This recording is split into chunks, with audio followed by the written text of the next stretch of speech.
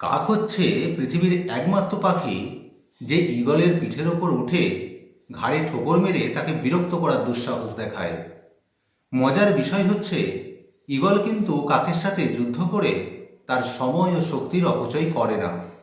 Eagle যেটা করে সেটা হচ্ছে সে দ্রুত গতিতে উপরে উঠতে থাকে। অধিক উচ্চতায় অক্সিজেনের স্বল্পতা এবং ঈগলের প্রচণ্ড গতির কারণে কাক দুর্বল হয়ে হাঁসফাঁস করতে করতে একসময় ঈগলের পিঠ থেকে খসে নিচে পড়ে যায়। আপনার জীবনের চলার পথেও আত্মীয় স্বজন, বন্ধুবান্ধব ও সহকর্মীরূপী কিছু কাক চরিত্রের অধিকারী সমালোচক আপনাকে পিছন থেকে টেনে ধরার চেষ্টা করবে।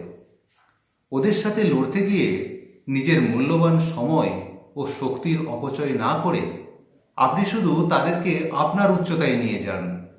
দেখবেন তারা পালাবে, কারণ ওই উচ্চতায় তারা কখনোই টিকবে না।